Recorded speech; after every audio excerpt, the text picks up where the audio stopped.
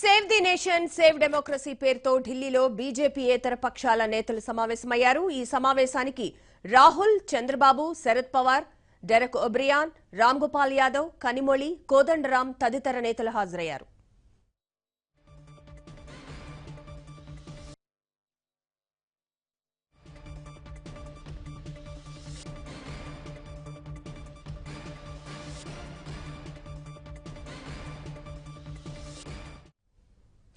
ఈవీఎంల పనితీరు, బీజేపీకి వ్యతిరేకంగా ర్యాలీల నిర్వహణ, తాజా రాజకీయాల గురించి ఈ భేటీలో చర్చిస్తున్నారు.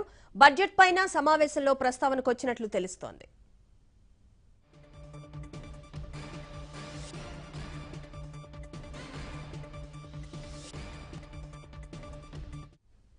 ఇక అప్డేట్స్ ను మా ఢిల్లీ బ్యూరో చీఫ్ కృష్ణ అడిగి తెలుసుకుందాం. కృష్ణ, చెప్పండి, అసలు ఈ భేటీలో ఏ అంశాలను చర్చిస్తున్నారు, అలాగే భవిష్యత్ కార్యాచరణ ఏ విధంగా ఉండే అవకాశం కనిపిస్తోంది?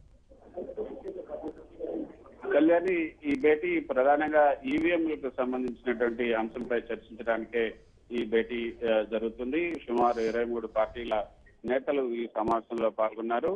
ఇటీవల ఏదైతే ఈవీఎంలను హ్యాక్ చేయొచ్చంటూ వస్తున్నటువంటి వార్తల నేపథ్యంలో రాబోయే సార్వత్రిక ఎన్నికల్లో తప్పకుండా బ్యాలెట్ నే ఉపయోగించాలన్న ఒక డిమాండ్ తో ఈ రోజు ఎన్నికల కమిషన్ ప్రధానాధికారి అయితే చీఫ్ ఎలక్షన్ కమిషనర్ సునీల్ అరోరాను ఈ సాయంత్రం 8 గంటలకు కలవబోతున్నారు.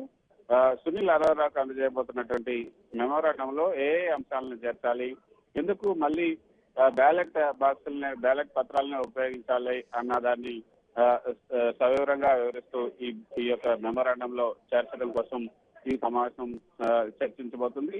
అసలు ఈవీఎంలు ఏదైతే ఇటీవల జరిగినటువంటి ఎన్నికల్లో ఈవీఎంలు ఏ విధంగా విఫలమయ్యాయి, ఆ తర్వాత వీవీప్యాట్లలో ఉన్నటువంటి ఓట్ల లెక్కింపుకు, తర్వాత ఈవీఎంలలో ఉన్నటువంటి ఓట్ల లెక్కింపుకు మధ్య వస్తున్నటువంటి తేడా ఏంటి, తర్వాత ఈవీఎంల పనితీరుపై ఆయా కోర్టుల్లో ఉన్నటువంటి కేసులు ఏ స్థాయిలో ఉన్నాయి, ఇవన్నీ కూడా చర్చించి ఖచ్చితంగా రాబోయే ఎన్నికల్లో ఈవీఎంలకు సంబంధించి ఈవీఎంలు వాడకూడదంటూ ఒక డిమాండ్ కేంద్ర ఎన్నికల కమిషన్ ముందు ఉంచాలని కూడా ఈ బీజేపీ ఇతర పక్షాలన్నీ కూడా భావిస్తున్నాయి. అందులో భాగంగానే ఈ సమావేశాన్ని ఏర్పాటు చేశారు. ప్రస్తుతం సునీల్ అరోరాకి ఇవ్వాల్సినటువంటి మెమోరాండం ఖరారు చేస్తున్నారు. దీని తర్వాత ఈ 5 గంటలకు మరికొద్ది సేపట్లో ఈ సమావేశానికి సంబంధించి విలేకరుల సమావేశాన్ని కూడా ఏర్పాటు చేస్తున్నారు.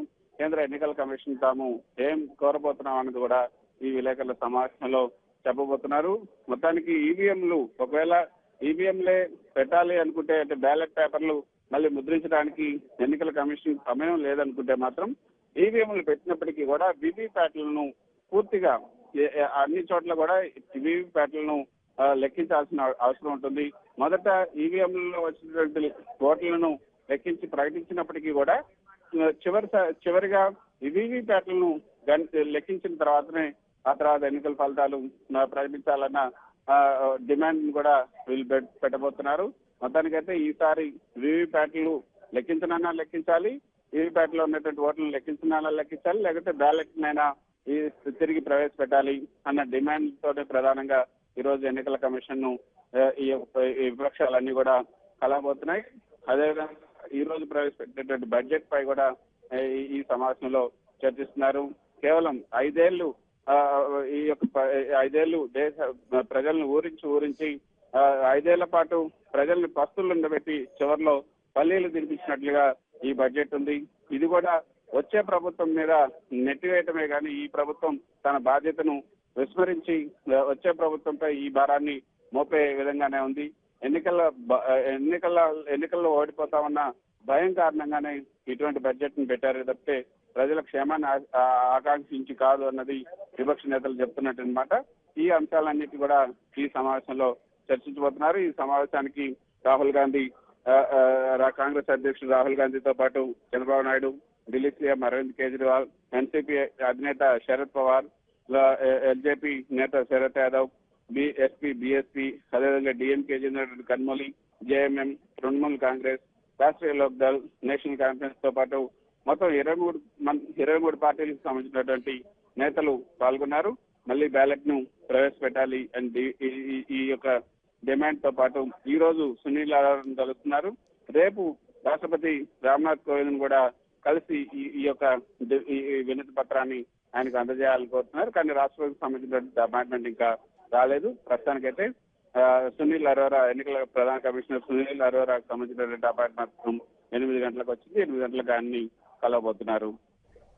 కళ్యాణ్. Thank you Krishna.